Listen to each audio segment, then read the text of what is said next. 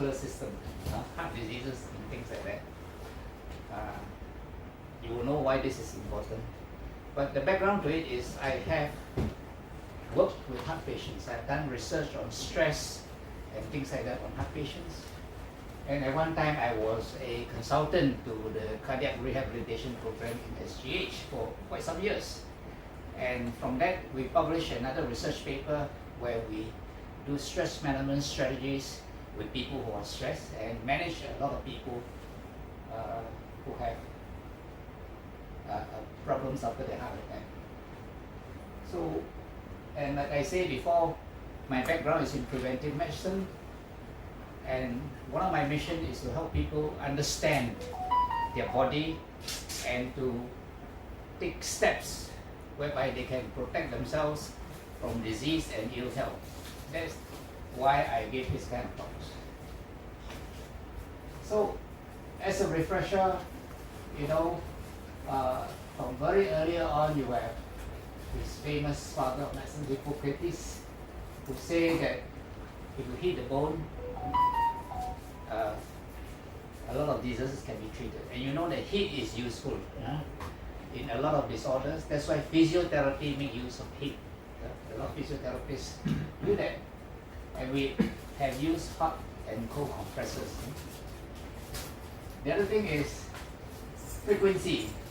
Frequency is widely used in medicine nowadays, and terahertz therefore is a frequency.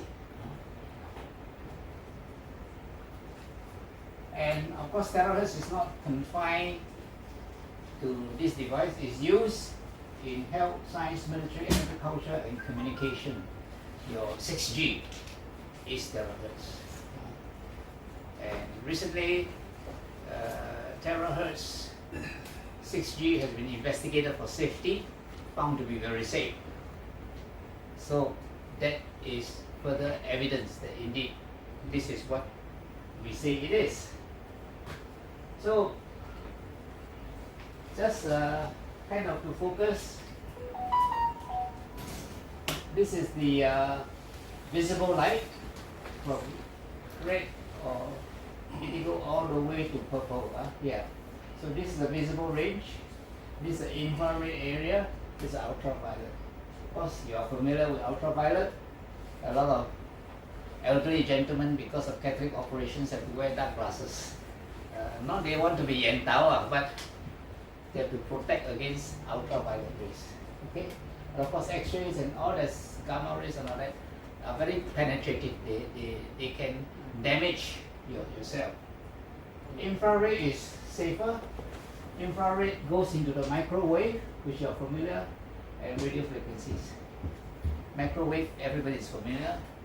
There was a scare that microwave can cause damage. Actually, research shows that it is very safe. But whether microwave food tastes better or not is subjective.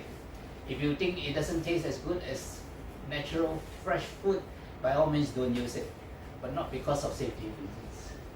And terahertz is far infrared, intermediate infrared, and near infrared. Okay? Infrared waves are very, very helpful, very useful. We go to a campfire and we feel energized. Why? The infrared waves coming to you.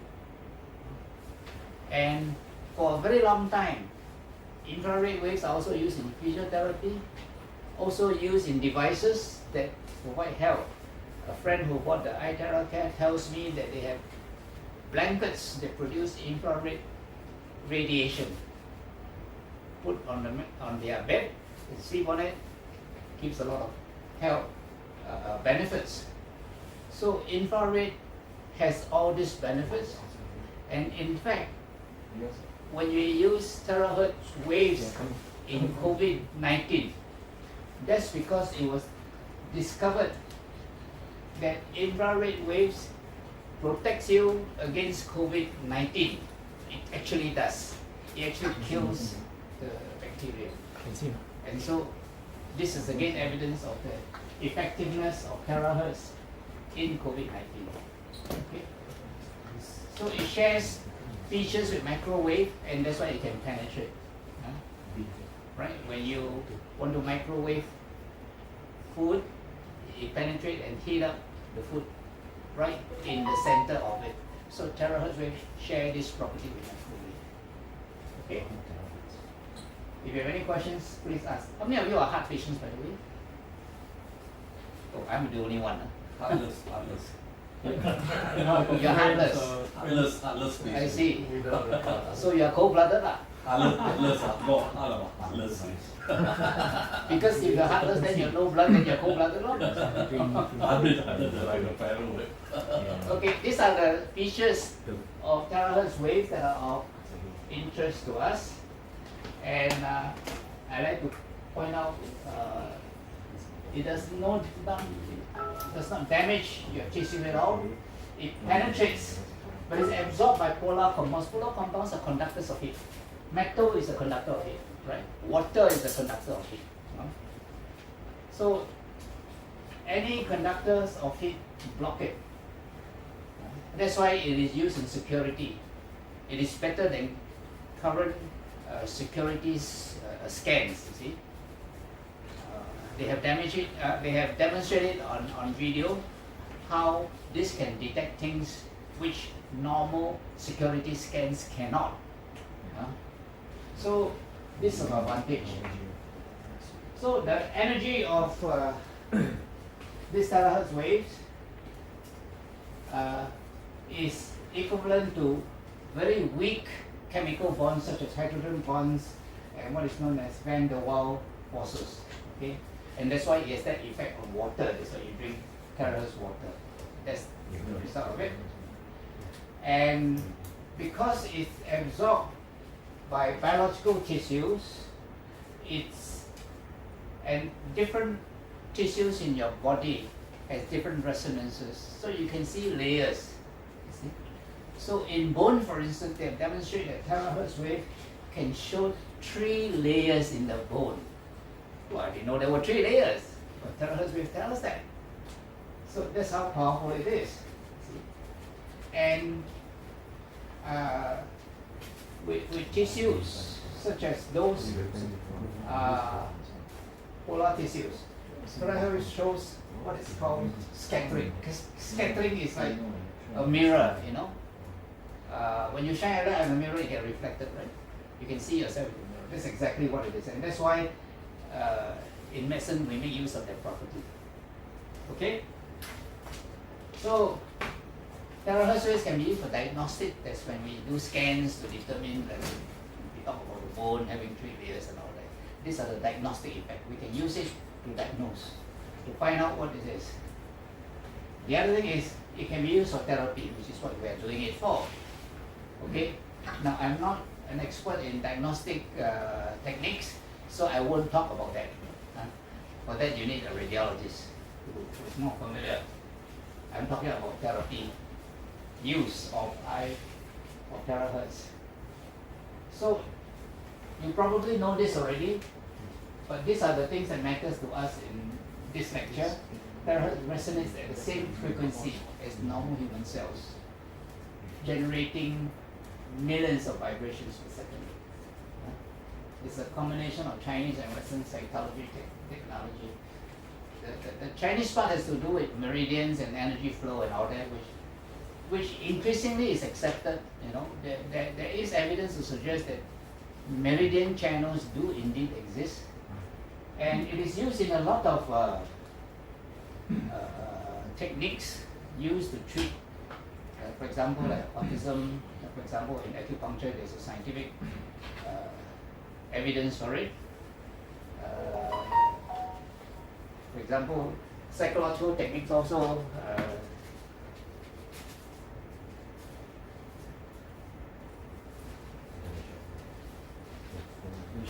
To show that. Then of course it can penetrate. That's why we can use it for various conditions. If we can't penetrate, then it's only on the surface, and only the skin benefit, but it can actually go in. And what I want you to focus on is that you can reach micro blood vessels, capillaries. It helps in the circulation, and one result is because it can relax the smooth muscles. So it dilates blood vessels, reduce blood flow and resistance. You know that blood flow there's a resistance, right? That is measured by your blood pressure. Okay? And therefore it improves circulation in general, but also the microcirculation, which is more important when it comes to certain conditions. So it can activate cells. Okay? So sometimes cells are not active, and because they are not active, it's not functioning as it is. Okay? So with this, it induces and strengthens normal cells and DNA. One way it strengthens DNA inside the cell is that it can actually, when it enters the cell, it can unzip DNA. DNA, you know, is two strands, right? Like a zip. When it's two strands, it's not active.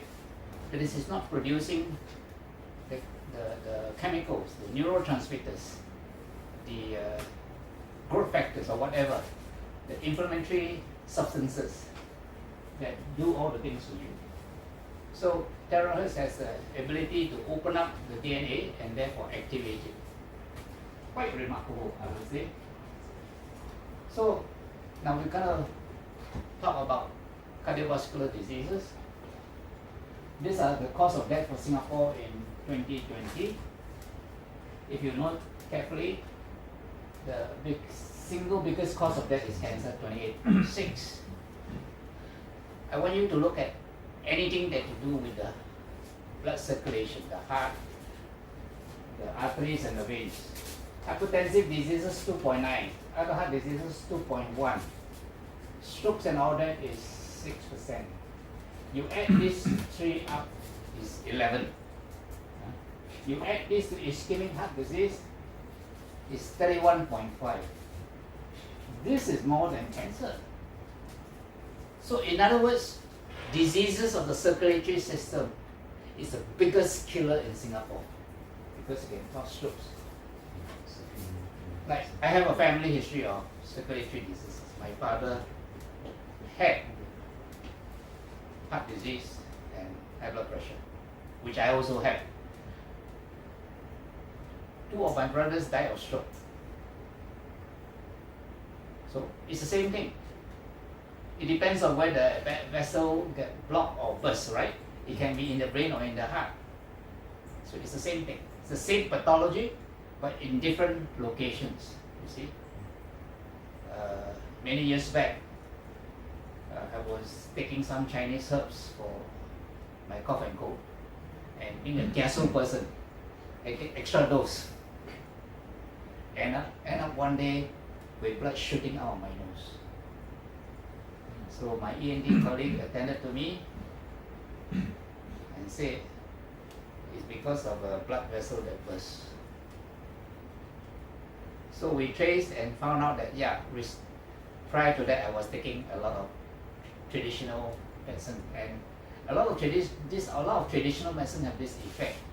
That is to say that when you are taking powerful chemicals, be careful of what they do, what are the effects. You take supplements, that's fine. I remember taking a supplement and then I end up with all kinds of growth on my skin. So I stopped it. Everything has its side effects. Being a cancer person, I always overdo it. So be very careful. So because circulatory diseases is a major cause of death from these statistics, let's have a look at first blood pressure, which is something very important. So normal blood pressure is 120/80. It is considered high if this is 190. You have high blood pressure the minute this one goes up. Once it goes up, it's more than 80. These are the latest guidelines, okay, by the American College of Cardiologists. Okay. All right. Hypotensive is not an issue unless you are female. Females have lower blood pressure, and among Singaporeans, I found ladies who are just 90/60 or sometimes 80/60, 55, that kind of thing. Very low, but they're okay. But otherwise, this is not so important. but this is important.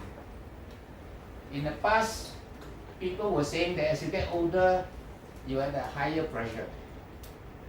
So in the past, they were treating people like myself who are in the 70s up to 130, 90, or even 140, 90. Longitudinal follow-up suggests that this is not correct. People with blood pressure more than 120, 80 have a higher risk of everything. So now the standard is you want to treat to below 120, below 80, no matter what your age is.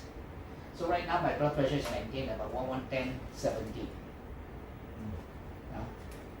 I suppose that is the key to my long life. I should have died much earlier on, right? But I didn't, because this is one reason. So that's blood pressure for you. And when we talk of high blood pressure, what are the causes? Now it is very clear to you by now that blood pressure is due to the way we live. The first thing, increasing age. The older you get, the chance of you getting blood pressure is there. You can't run away from it. When I was young, I don't have any high blood pressure, but as I get older, I do. Okay, another cause, I'm not sure whether it is in a slide further on, but another cause is if you're male, the risk of you having high blood pressure is there.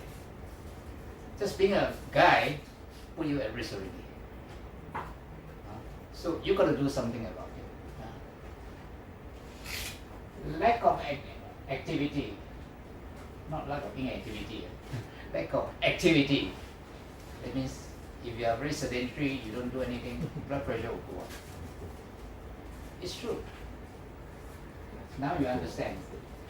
Excessive sodium. Hawker's food is very salty, right? They dump a lot of salt in it. Everything throw. Meeting also throw, everything throw. Trans fat has to do with fried foods. Fried food produces trans fat. Of course, if you eat fried food once in a while, it's okay lah, your body can handle it. But if you eat it every day, Kentucky Fried Chicken, you've got a lot of trans fat. And that is a risk for hypertension. Stress. When I work, when it was known that it was produced by stress, heart disease and all that, I was asked by my colleague, hey, be a consultant in my cardiac rehab. So I worked there. And my work was to help people reduce stress with biofeedback and other techniques. And in the research paper we published, we were able to show that it did help heart patients with stress. It's a very important factor. And if you have diabetes or obesity, you are at risk for high blood pressure. That is a fact. Especially when you have obesity plus diabetes. But if you have diabetes, you are at a great risk for high blood pressure and heart disease.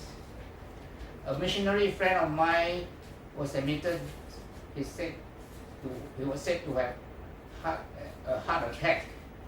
So when I visited him, I asked him, don't you have any chest pain? He said, no, I didn't have any chest pain. I just could breathe, so I come in the hospital, they say I got a heart attack, and they say I have diabetes, which I don't know. I said, yeah. Diabetes give you silent heart attack. Very important to know that. So these are not only lifestyle diseases, these are silent killers. If you do nothing, you die. In the good old days, people don't know that they have high blood pressure because they don't measure. And then suddenly they have a heart attack, they go to hospital, they are told they have high blood pressure. And it didn't just occur that day, it's probably for years. It takes a few years, at least 2 years or more, before your high blood pressure causes you to have heart disease. You see? And in women, some women when they get pregnant, they have high blood pressure. Now, that high blood pressure in pregnancy gives you the risk that the baby can die. It's called pre-eclampsia. When preeclampsia becomes toxic, it's called PET, and it's not a PET, it's pre-eclamptic toxemia. The blood becomes toxic and kills the baby. So the importance of this is that a pregnant lady who has high blood pressure during pregnancy is likely to be at risk for high blood pressure when she gets into menopause. So it is an indicator that something is wrong. Not everything is right. So these are the causes.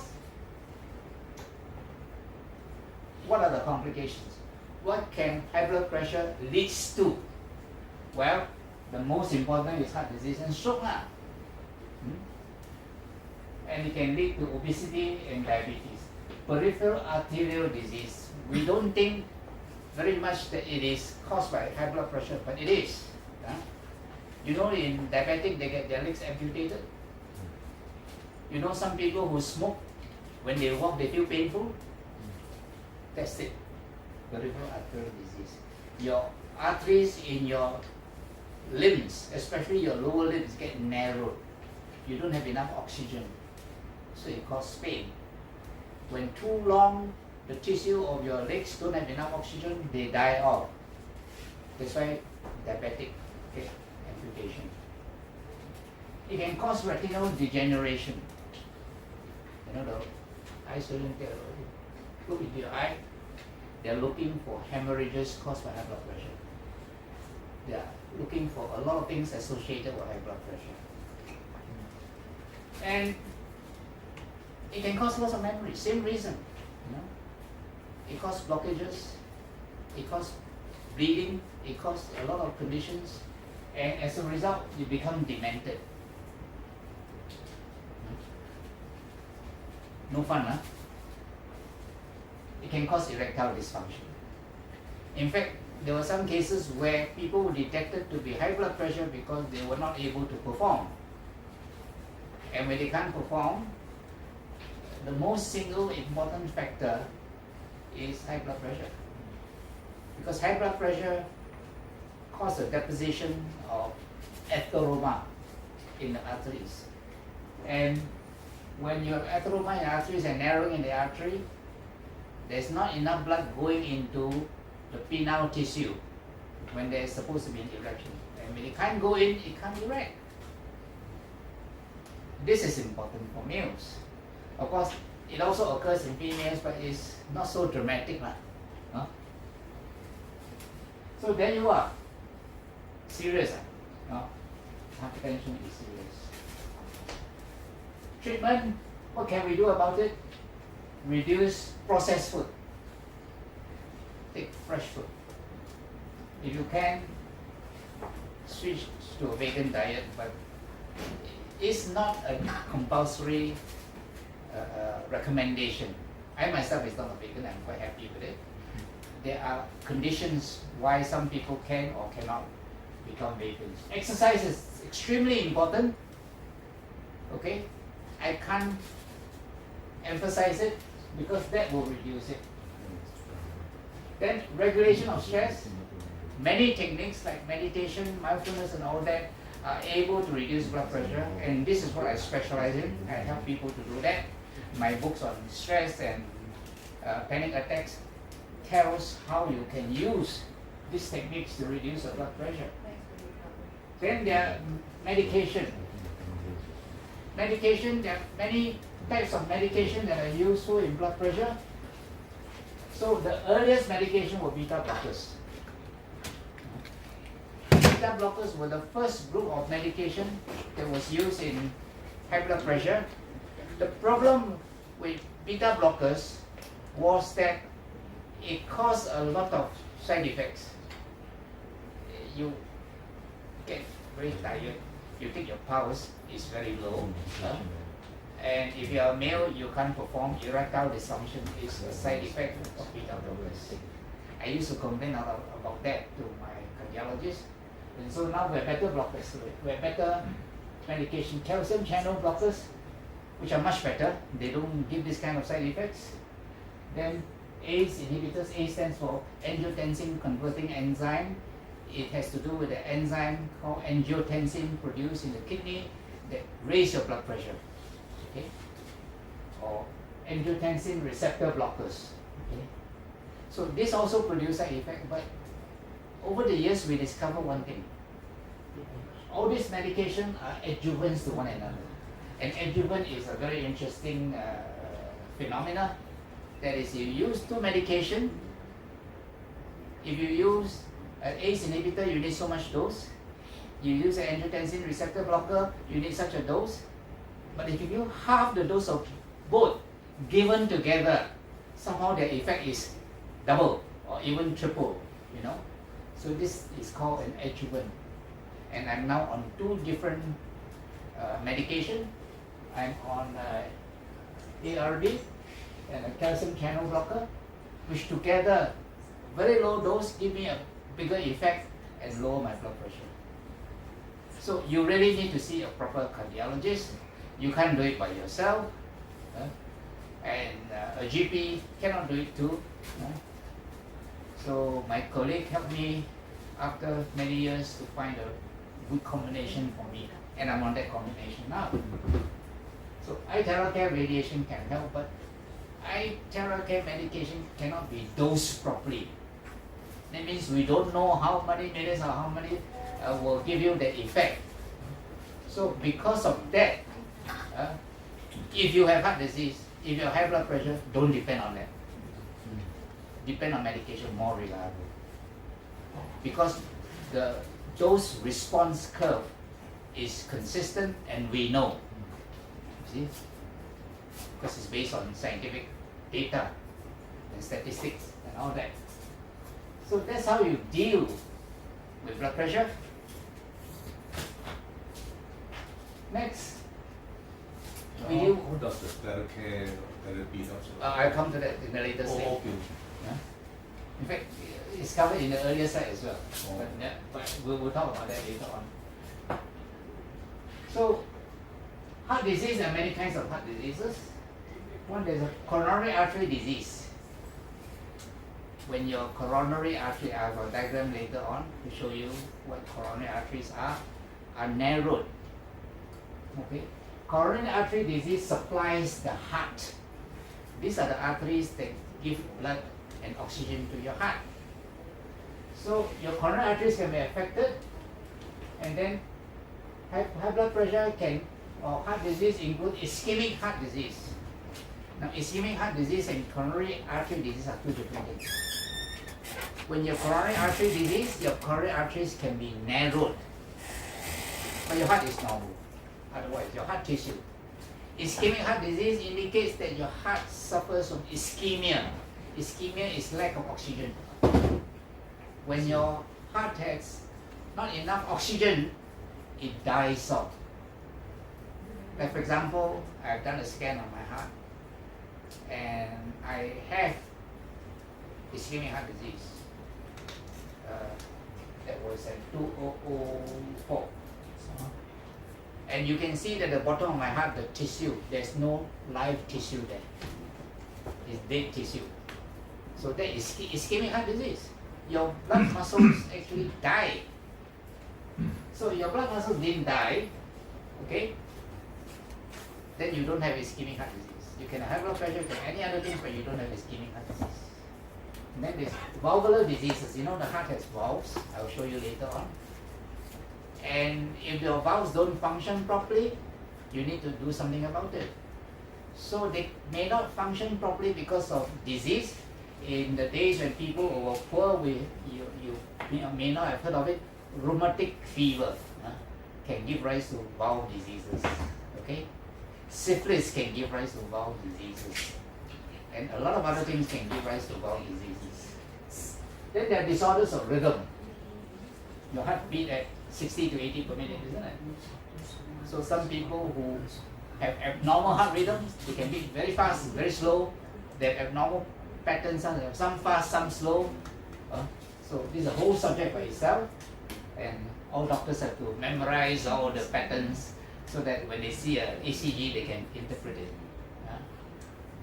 And I remember as a medical student, spent a lot of hours trying to understand this thing. Disease of the pericardium. Pericardium is the covering of the heart. One of the complications of vaccination is that you have inflammation of the pericardium. That tells you that this is an important consideration.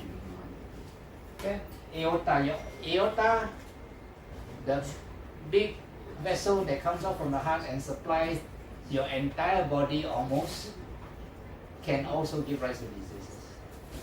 The most important of this disease is something called aneurysm. That is, the walls of the arteries get weakened. When it get weakened, it can be blown like a balloon. So an aneurysm is a ballooning of the arterial walls as a result of the pressure. High blood pressure can give rise to this aneurysm. This is typically in which part of the body, aneurysm? Aneurysms can occur all parts of the body. For example, my church, one of the ex-bishops, Moses Tay, you may have heard of him. His wife died because of aneurysm in the brain. So in the brain there is a circle of blood vessel called the circle of Willis. It's very prone to form a balloon-like aneurysm. So a paralysis has an aneurysm in the circle of Willis which bursts and cause her death, cause a stroke which kills her. Many people have that aneurysm there.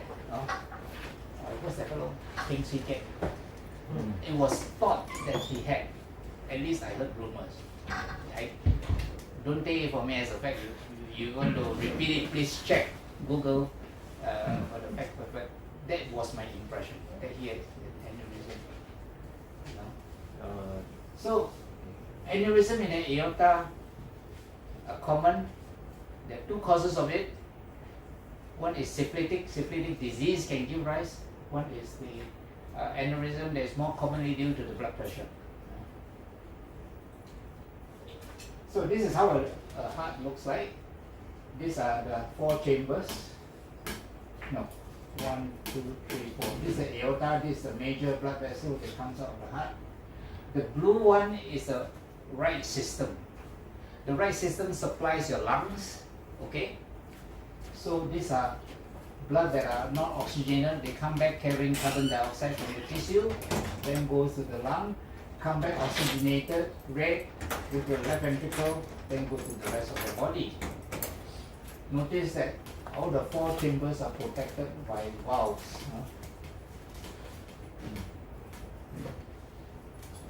Valves here, this is a aortic valve, this is a mitral valve, this is a tricuspid valve, and this is the valve there. This is a pulmonary valve. Okay, so blue stands for oxygen poor blood, red stands for oxygen rich blood. Okay. Now, when you understand how the heart functions, you will know why you have problems. So, valvular problems. Two kinds of problems can happen.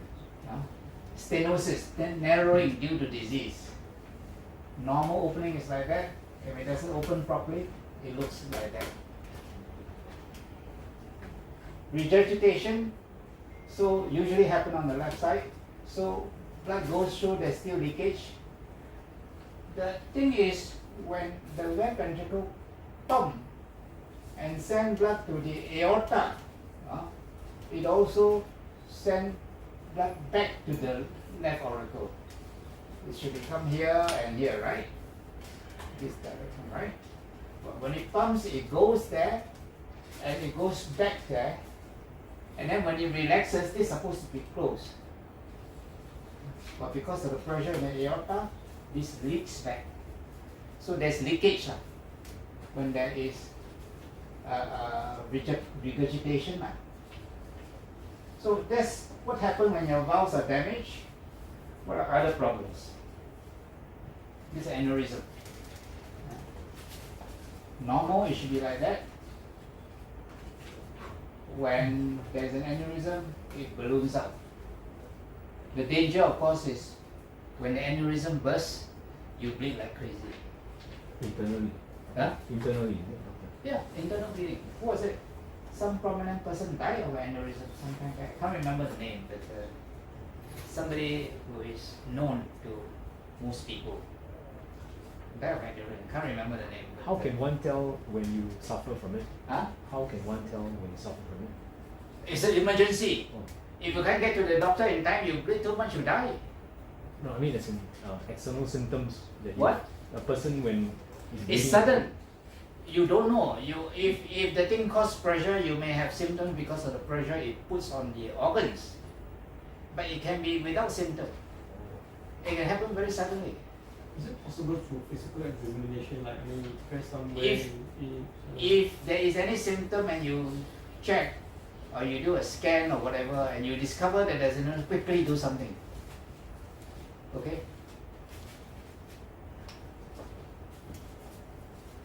So if there's an aneurysm, so that's why listen to your body, pay attention to your body. And you can pay attention to your body if you practice something like mindfulness or meditation, which I advocated. Huh? And when you practice that, you notice that your body is not right. Then go and check, find out what's wrong. And that's how you pick it up.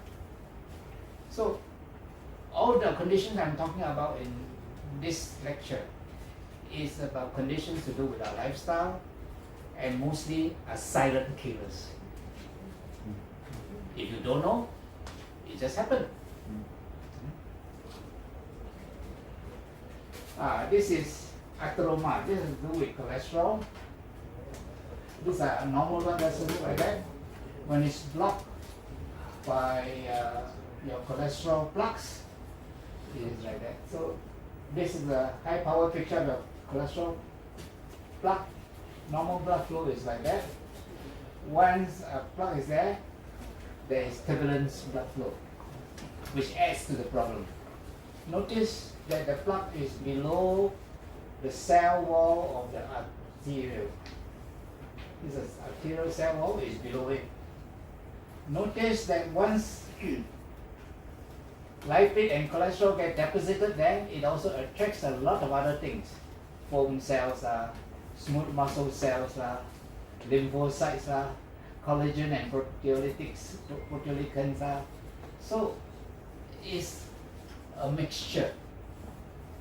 And then when you get calcium deposited, it becomes hardened. Right? So serious, isn't it? And you don't know until something happens. So we're going to talk about something happening. These are the arterial system of the heart, the arteries that supply your heart with oxygen. All these are arteries, different kind of arteries. Now, if you have a block here, which is high up, what happens? How much of the heart tissue is affected? The whole lot here, isn't it? Right? What happens if your block is here? It's at the tail end, right? So how much of the tissue is affected? Much less, isn't it? Only this area. Huh? So when I had my heart attack in 2004, my block was high up, somewhere here. And fortunately, the block wasn't complete. 80% block. And after giving me medication, my cardiologist colleague says, I still have symptoms. You better go in. It is going to get worse. That means, when I saw this, I realized, if I have not seen my cardiologist immediately, and immediately they have gone in and do something, and put a stent in, I would have just collapsed and died. You heard of people who collapse and die? A heart attack? They have a block high up. And it's sudden. No time even to say goodbye. No time to tell your friends, hey, see you in the next life or whatever you want to say. You see? So it is serious. I could impress on you more. Coronary artery disease, as I say, I think this is a legit slide, isn't it? Have we talked about this? No. Age and sex, we mentioned that already. The older you are, if you are male, you are at risk. Smoking is an important cause. For goodness sake. smoking has no benefits. Alcohol has some benefits. But below 2 units of alcohol per day, you have some benefit. Any more than that, you are dead. 1 unit of alcohol is about roughly 1 pint, 500 cc's of beer. So 1 liter of beer per day boleh tahan. Anything beyond that, you're asking for trouble. Lack of exercise is a very important also of coronary artery disease. High blood pressure, high cholesterol. I'm going to talk about lipo A and ApoB. These are very important markers. If you have heart disease, if you don't have a heart disease but you have a family history, that means somebody in your family has heart disease, you are at risk. So that's what it is. Diabetes, as I tell you the story of my missionary friend who had a silent heart attack because he had diabetes. Very important to note that. So this is cholesterol. You heard of LDL, right? Low density cholesterol. You have HDL, right? You might want to know there's such a thing as VLDL, very low density cholesterol. IDL, intermediate density cholesterol. And all this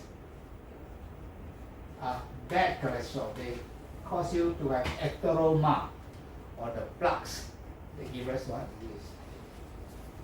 HDL, high density lipoprotein, brings your plaques back to the liver, reverse cholesterol transport. They save you. And one of the ways of getting HDL is exercise. The more you exercise, the more HDL you produce. So you want to live long, keep exercising, but do the kind of exercise that protects your bone. Do you know one exercise that protects the bone?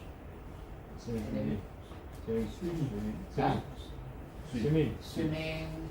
They found that swimming is not very effective. Yes, it does, but it's not very effective when you compare. I don't know why, but that's the research evidence shows that. Jumping. Huh? Trampoline. Trampoline. Back on the knees. Because of the force. No, because of the cushion. Huh? The trampoline is good. In exercise, that protects your bones. Walking. Long walks is synonymous with long life. Long walks with a companion is synonymous with a happy life. Okay, let's go. So if you walk, you live long. Especially if you walk a long time. And if you walk with your loved ones, you have a happy life. That's what it means. You see? So that's what walking will do for you. That's what exercise will do for you. Now, I was a bit confused just now when I prepared because I think there was something wrong with the way I labeled my slides, and yeah, now I see. These are the what happened when you have coronary artery disease. You have angina. Angina is the name given when your heart don't get oxygen. When your heart don't get oxygen, it tells you by giving you pain. Okay? So pain, I think that's all, nothing else except pain, that is angina. No heart tissue damage. There are 2 types of angina, stable and unstable. Stable angina means that there are coronary plaques in your arteries, but somehow they are not increasing. That means, let's say you have, now anything below 70-80% block, you have no symptoms, you don't know. You need to reach about 70 to 80%, then you have symptoms, right? So what happens, you have 70-80% block, and then you take a medicine and it goes down and the pain no more, that's stable. Why I was told to have unstable angina was because although I was 80% block, You give me the medicine to open up my coronary arteries, the symptom didn't go away. When it doesn't go away, it means that it's evolving. That means it's increasing in size from 80 to 90. When it reaches 95, 99, you have a heart attack. So that's unstable angina. Unstable angina can give rise to the condition where you can just collapse and die. So now there are a lot of reports of this iTeraCare being able to help with heart disease.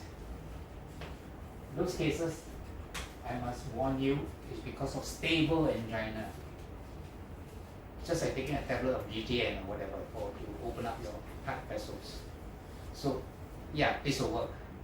But if you have unstable angina, don't try. It takes 7 minutes to kill you. That's why people in Singapore are taught CPR. If you do CPR, contact the ambulance, and if the heart continues to beat after your CPR, you get to the hospital, you are damn lucky. There are people who have been saved that way. In the past, people just die because it takes just 7 minutes. 7 minutes is pretty fast, huh? Might talk how many minutes? Many minutes. Huh? So, no joke. It's no joke. Your life depends on it. So, it's the same for your loved ones. If your loved ones have heart disease or they have risk factors, cholesterol, diabetes, obesity, watch out for this. Then, when you have heart attack, there is tissue damage. Then heart failure. Heart failure happens when your heart fails. Your heart fails means that it cannot pump out the blood, and your body get the benefit of the oxygen as a result of the pumping action of the heart. So that's heart failure. So when you have heart disease, some of the medication given to you strengthen your heart muscles and allow it to pump out the blood. Sometimes heart attack is also caused by your lungs being waterlogged because fluid are not being pumped out into the heart and to the rest of the body. So the doctor need to give you diuretics. Diuretics are medication that makes your kidney work harder and pump out the liquid out of your heart. Okay. So another kind of heart disease is not coronary. This ischemic heart disease is arrhythmias, irregular heart rhythms. There's one type of heart rhythm that can cause you to die immediately if you don't handle it. It can be so serious that even if you can do CPR, you can't do anything. That's why when they do CPR, now it's attached to a ECG, and ECG tells you, oh, this is VT, ventricular tachycardia. So your CPR machine allows you to give a shock to the heart, to reverse the tachycardia, to bring your heart back to normal rhythm. Because if you don't, it means you die very fast. Because what happens in ventricular tachycardia? Your heart is beating so fast, 120, 140 per minute, that it can't pump out any blood. It's just like in a tremulous state, It's serious. So if you suddenly collapse and there's CPR facilities and people who try to resuscitate, after popping about a couple of minutes, they got to do an ECG check. It's VT, shock. And there are people who are saved by that. Thank goodness. Very dramatic. That's why everybody should learn CPR. It is life-saving, especially if it involves a relative. So that's why people who have heart disease, at risk of this kind of thing, the family are taught, learn CPR. You save a life. It's very critical, very serious. So what to do if you have heart disease, if ischemic heart disease especially, high blood pressure especially, quit smoking. First thing you do, if you're smoking, quit. If you don't know how to quit, seek out somebody like me who do behavioral techniques. We can help you to quit. I follow a behavioral technique called adversive smoking. We force you to have such an unpleasant experience of smoking that it's easy for you to give up. That's the technique. The other thing is start an exercise program. And I have a schedule of how you can start an exercise program no matter what your age is. As long as you get certain basic things right. And if you get an exercise program, you save your life. I guarantee you that. Never stop exercising. Oh, I have knee problem. 1983, 84, I have my knee problem. I was then in the reservist. And somebody else also have knee problem. What did he do? Apply to HDB for ground floor flat. Don't want to move because of arthritis. What did I do? I start jogging. Many years later, a nursing officer in my reserve unit talked to me. Hey, how come you're wearing a knee guard? I said, I've got knee guard. Oh, how long already? 10 years. Oh, 10 years ago, there was another fellow also with arthritis, you know. I said, what happened to him? So, he's invalid, he's now in a wheelchair. So, exercise saved me. You don't use it, you lose it. Control your blood pressure, critical. It's a silent killer. Watch your cholesterol profile. I'm going to talk a little bit more about that. Pay attention to these things because these are risk factors. And so, to prevent, you must look at that. Maintain a healthy weight. I couldn't emphasize you more.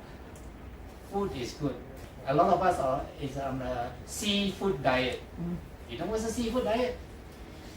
Whatever food you see, you eat. Lovely, I love a seafood diet. I love food. Honestly, I love food. But you learn to control it. You learn to regulate the amount. You learn to choose healthier foods. That's how I keep my weight down. I still have my char-kway-teow. I still have all the fried foods I enjoy, but space them out and protect your body. So try to go for low fat, low salt diet. And if you eat hawker's food, that's pretty tough, right? Yeah. But you can regulate.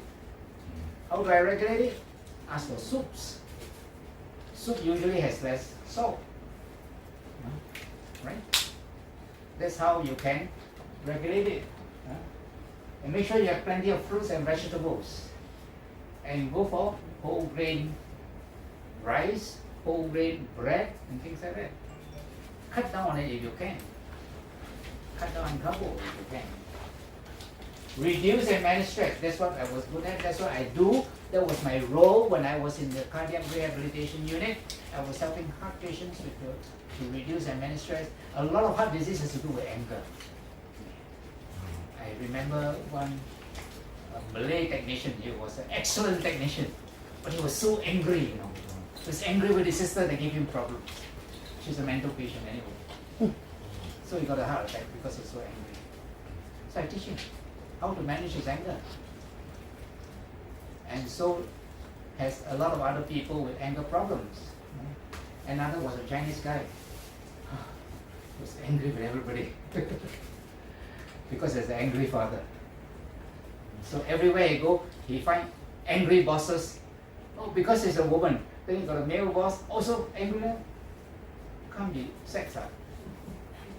All the bosses are angry. Ultimately, he come to me and I help him with it. If you have diabetes, look at it because you can prevent yourself from dying. If you manage your diabetes well, I know some people who manage your diabetes very well, they can live long, they can live happily. But diabetes is a topic for a talk all by itself, which is tremendously interesting. Thankfully, I don't have diabetes. ischemic heart disease, the commonest cause of heart disease is coronary artery disease. And the commonest cause of coronary artery disease is high blood pressure and cholesterol. So you see the connection? Why you got to pay attention to this? Why I decide that I should give a talk on this, because this is the most important cause of death for people in Singapore. Next to cancer, this is in most countries, cancer and heart disease, strokes and the heart are the major killers. But if you combine strokes and heart together, they are the number one killer of people. There's no cure. There's no cure for heart disease, by the way, unless you replace your heart. But you replace your heart, you need to do so much medication to suppress the tissue rejection, isn't it? Take steroids until it's bloated up like a balloon. You need to manage such that you don't prevent future heart ischemia. So you have a heart attack, you get it treated, and you're happy. Bear in mind, heart attacks can come back again. That's why heart patients are on medication for life. I have survived my heart attack this year, 2022. 9 years now. By next year will be 10 years. My last treadmill was perfectly normal. All the blood vessels were clean, not a single plug was detected. So I have to say, good for the next 5 years as far as the heart is concerned. So that's where you should be. If you are anything above 60, you should have a treadmill examination, male as well as female, because you're past menopause so many years already. It is important to know that. Improve blood flow by medication, by any means, iTeraCare, everything. Manage your risk factors, your cholesterol, your blood pressure, your diabetes if you have them, and appropriate activity level, including exercise. As I reach this age, when you're above 70, if you can take long walks, if you want the benefit of long walks as well as the cardiovascular effect, I learned from my colleagues, all different specialists, all because of our age group, we've been doing everything we can to manage our health. But the best recommended exercise is a combination of jogging and walking. That means you walk for 2 to 4 minutes or 5 minutes, and then the next phase you walk, then you jog and walk. Why jog? Jogging gives you the cardiovascular benefits, which walking may not give. In other words, it gives you a cardiac reserve. It increase your ability to cope with sudden demand for your heart to react to activity. So that is a useful thing you can do, appropriate activity. And mind you, the older you go, play some games. Because as you get older, you discover that one of the things that happen to you is that you tend to lose your balance. Yeah, that means some part of your nervous tissue is gone, and you can't balance yourself. So what do? Make sure you play games, because games require you to balance yourself.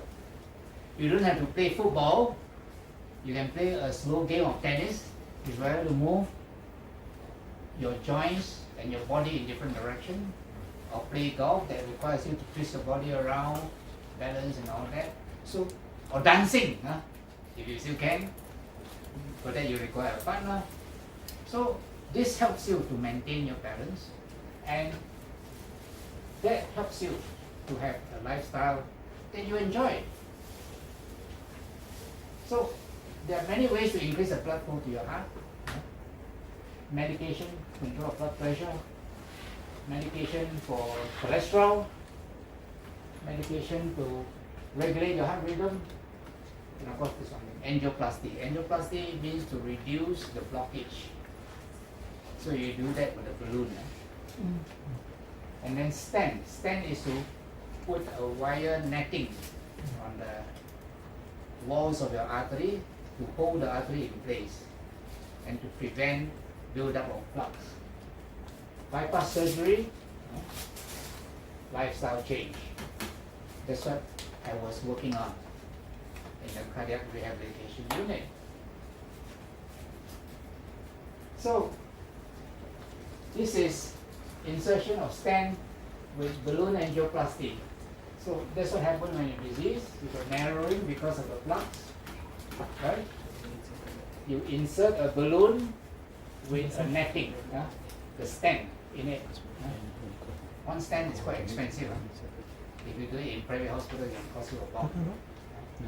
So you insert that in, the balloon get inflated, expand the stent, press the flap, okay? And then the balloon is then withdrawn, leaving the stent behind. So this stent protects. This is how it works. In the good old days, they introduced it by an artery and your hip. Nowadays, I'm told you can even do it in your wrist. Wrist shutter.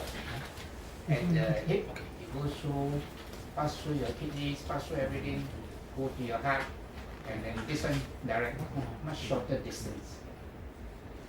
So that's what happens when you get a stent. Bypass surgery. So they get the veins from your legs. So your legs have a lot of veins. So they take one strip of vein. And where did they put it? They put it here.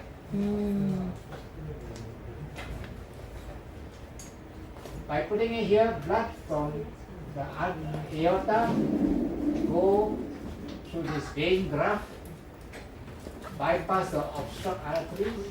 This is the obstruction of the arteries here. Bypass it. That's why they call it bypass graft. My good friend has a bypass graft. I have stents. Okay? So, if there are disorders of rhythm, if the heart's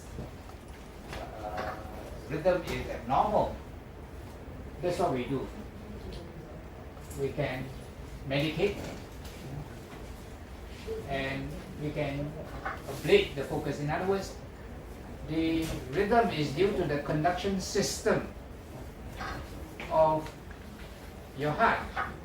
So if the focus is a particular area which kind of trigger off the abnormal rhythm, we can use the catheter to ablate it, to kind of destroy it, so it doesn't cause the abnormal rhythm.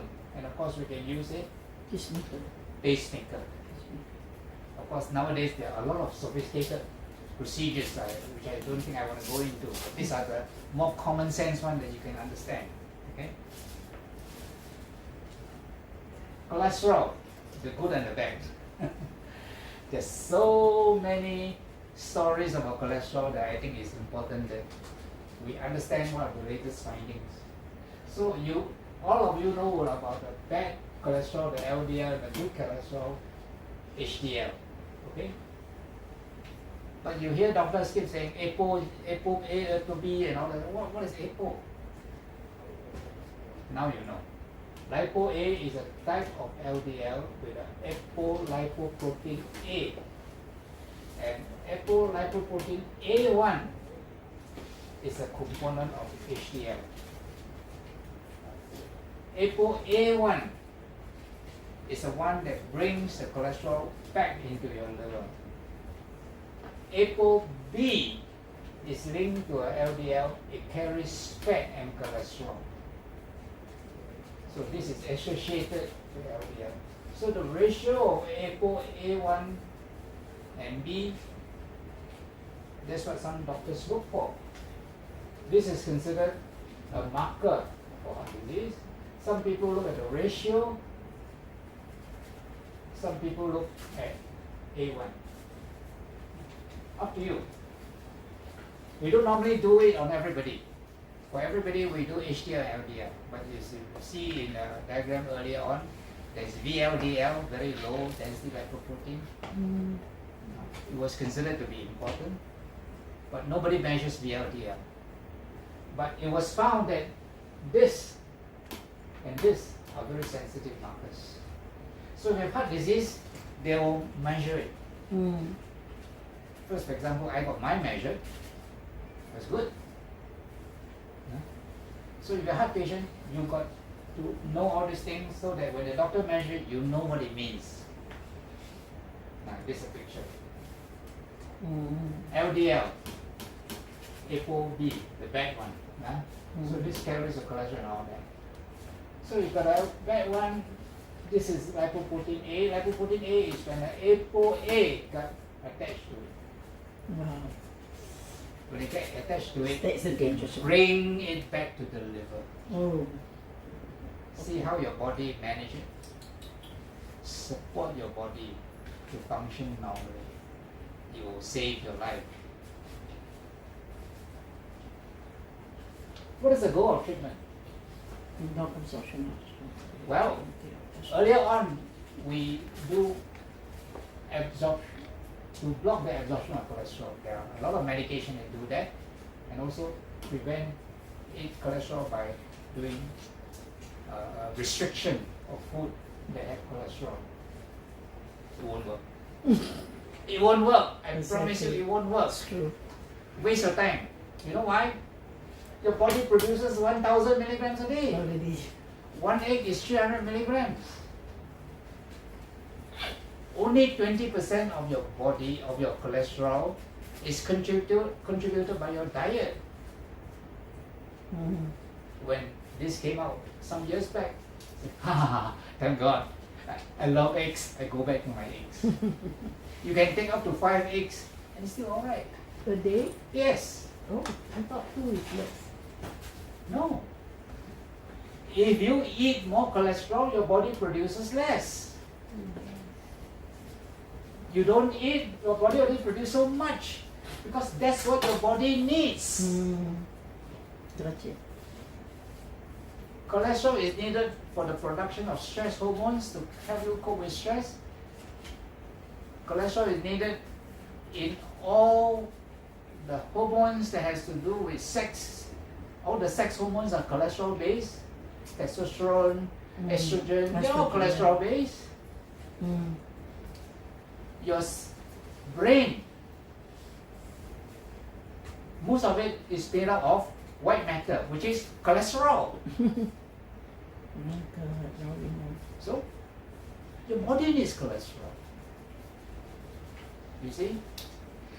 Okay, but if your family has been vegetarians for generations, then maybe it's a bit different. Because when you don't take meat, you have less cholesterol in your diet. So what happens is people who come from those kind of family, their genetics are such that the body produces a lot of cholesterol. So when you switch to a non-vegan diet and take meat, you have to be careful. Right? Conversely, if you switch to a vegan diet, yes, you can reduce cholesterol because you reduce the intake, but your body will make it up.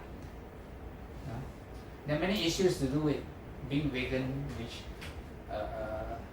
if you look for the information, it's on Google, but maybe you don't know how to look for it. But that's what it is. So statins reduce the production of liver, production of cholesterol. And that's why it is important. It doesn't quite affect the cholesterol that you eat, you see. Right? The goal of treatment is that we want to reduce the bad cholesterol to less than 100 milligrams. Below 100.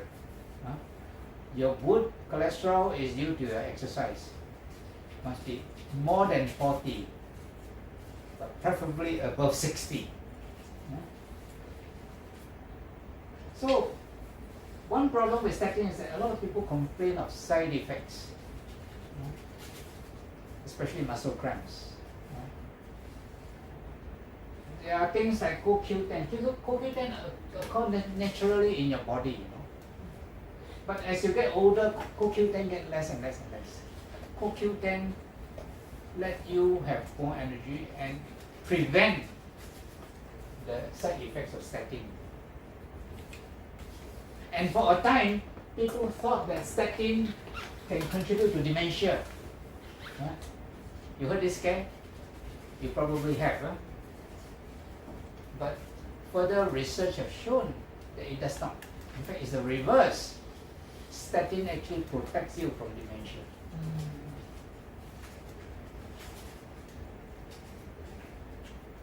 Now, how about the preventive use of statins?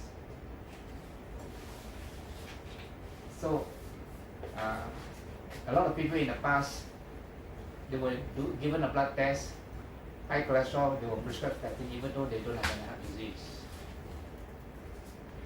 I think that different people are different.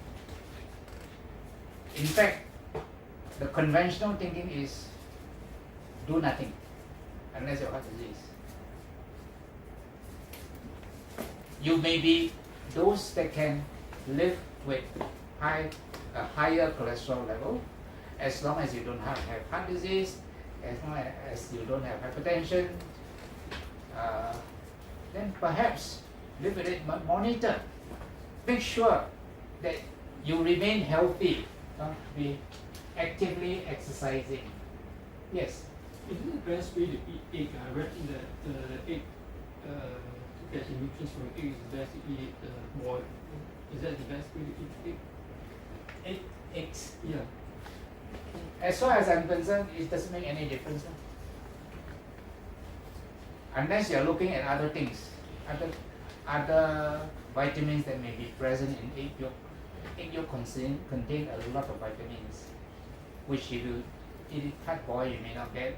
And there are a lot of things to do with, what you want to achieve using eggs. I'm not going into that, you see. But the information is out there. On YouTube, there's plenty of videos on this kind of thing. I honestly don't think it makes a difference as far as cholesterol is concerned. The yolk is full of cholesterol, right? And note that for the young of the bird, the egg is a basic nutrition. Same for the young of your infant. Your infant need cholesterol. Don't restrict yolks and things that have cholesterol to your infant until way past 2 years when the brain is being formed. The brain needs cholesterol. Okay? So these are some of the latest information that you get on this slide. So what does iTeraCare does with the iTeraCare waves? Well, iTeraCare has the ability to open up blood vessels. Certainly there's a relaxing effect of iTeraCare.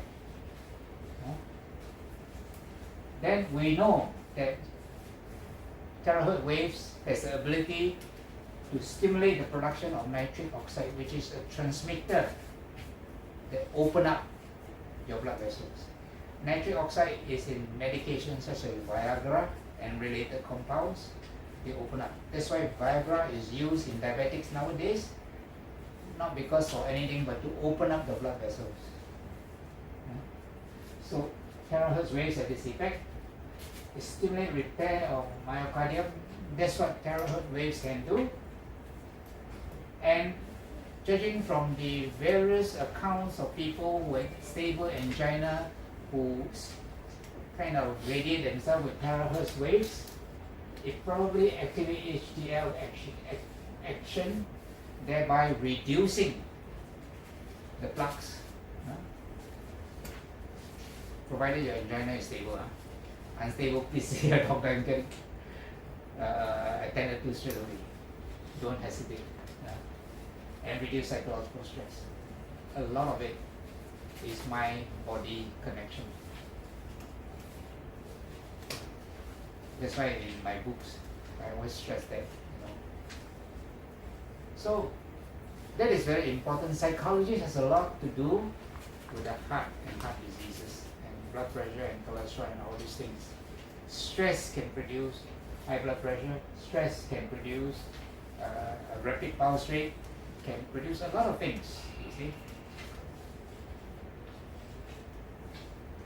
So, iTeraCare has a lot of successes with several disorders and conditions. And it will, while iTeraCare can help a lot with diseases, I don't recommend using that for that alone. With increasing age, you're at risk for more and more diseases. And because of my perspective of promoting preventive medicine, I like to promote this device for prevention, especially if you have a family history. But prevention has a cost. Not in monetary terms. Prevention in monetary terms is very cheap.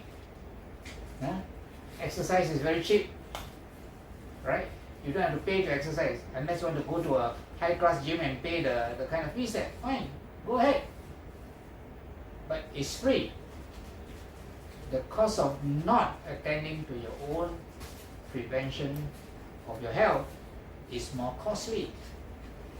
It's easier to prevent heart disease by exercise, look at your diet, look at your lifestyle, learn to manage stress. Take some effort, but it's free. Yeah. But your heart disease, you pay a lot, one of my patients was a politician from a nearby country. He got very bad heart disease, and I was attending to him. You know what's his bill like? After some months of hospitalization, of course he was staying in the A-class ward with an attached suite, with refrigerator, with facilities to entertain visitors and all that lah. Cost him $500,000. If you have that $500,000, I can do a lot with it. Than to just stay in hospital and entertain my visitors with all the paraphernalia they offer. Not worth it. You see? So, I believe in prevention. In prevention. Therapeutic effect is dramatic. So, heart disease, blah, blah, blah, blah, you put a video, wow, very dramatic. And people say, oh, maybe I can. Motivation is highest for therapeutic use. When you have a disease, you'll do anything. $500 only. Oh, that's cheaper than my treadmill examination. So buy it. No issue. Opportunity cost is very low. Very dramatic. But you are at higher risk. You can do it. It may not, depending on where you are. And certainly it will not cause a dramatic change in the lifestyle effects of your life, right? There are things that you can do, there are things you cannot do. And like anything, we need to be careful. You see? So, at the end of the day, you're going to ask yourself, what are you in for? If you just want just to maintain yourself, happy-go-lucky, come what may, hey Sarah, whatever will be, fine. But if you want to live your long life and enjoy every minute of your long life, prevention. I strongly recommend that. An ounce of prevention is worth a pound of cure. Yes. So, they're suitable for all these things, inflammation, pain, blockages, By the way, I want to let you know one very important thing. It's discovered now that a lot of diseases, whether heart disease, everything, has to do with the first group. It's to do with inflammation. There's a lot of evidence to support it. All the chronic diseases has to do with inflammation. So, all these things you know already. Well, thank you for watching. This is an iTeraCare scan which I do for you. Which, if you have any doubts as to what to use a scan for, this can help you decide for yourself. Yeah, you have a question? Your email, let's see your email. Yeah.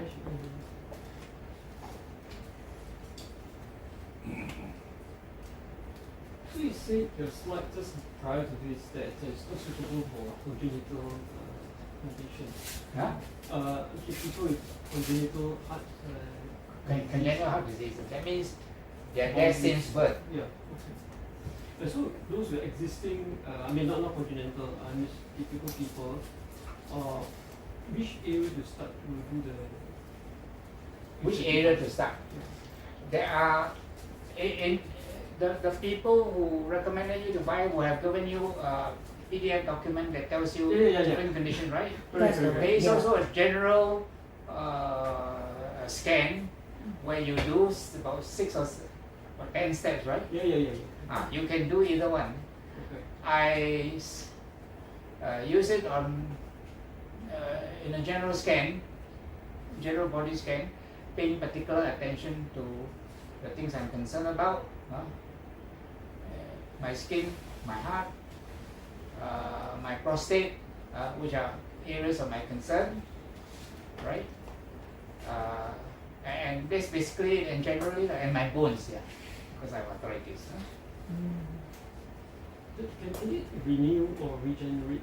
I mean, I think some of the information mentioned that can regenerate some cells, right? So in the case, say for example, Yeah, there's an anti-aging effect. right. So say for like myocarditis or say your heart tissues has been dead, is it possible to regenerate it? I think if the amount of heart tissue is small, I won't pay attention. Like for example, my scar tissue is a small area, so I didn't pay much attention to it because I still can run, I still can jog, I still can run up the staircase, so it didn't affect me functionally.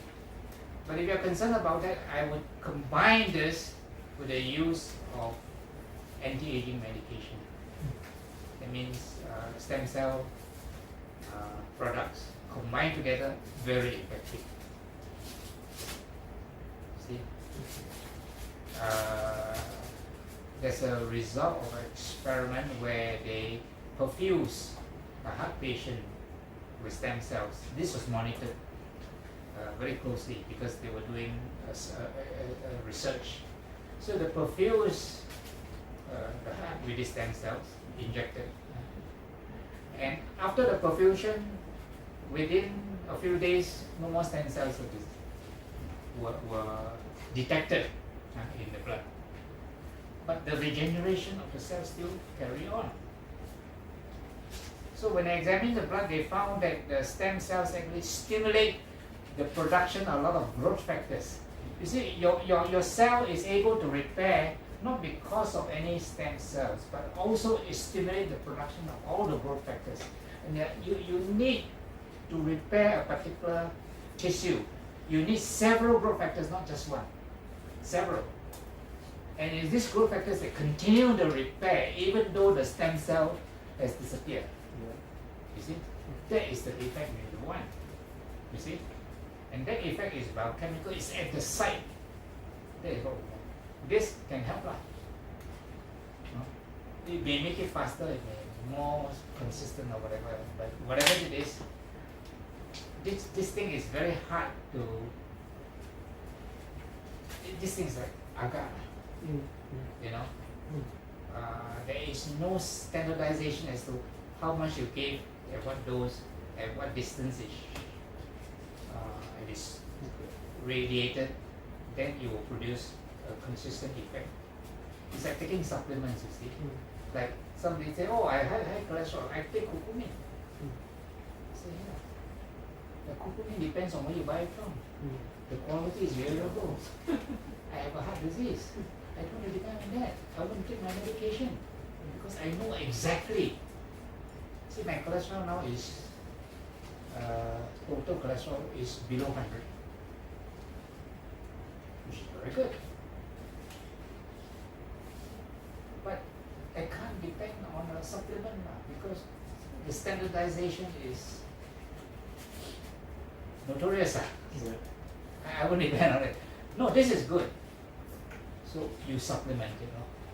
That's why supplements are called supplements. This is equivalent to a supplement. You see, if you have something real, take something real, which have that effect. You see? I would do that. Yeah.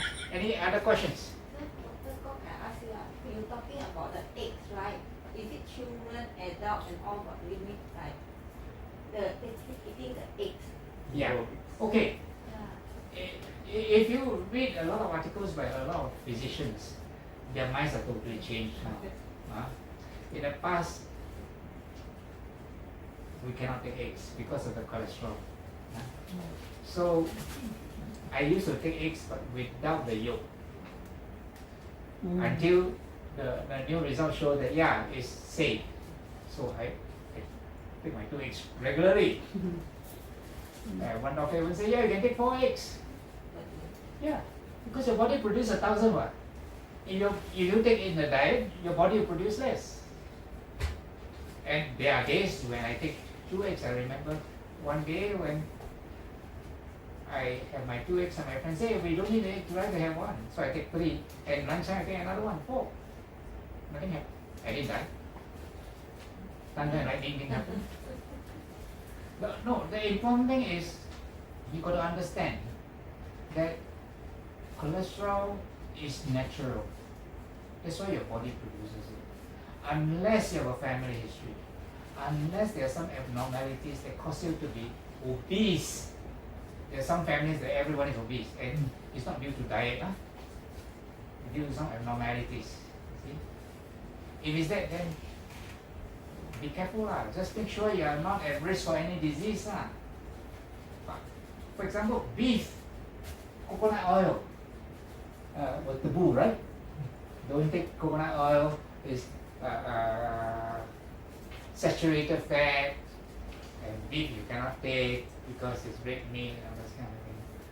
And they do all the research studies.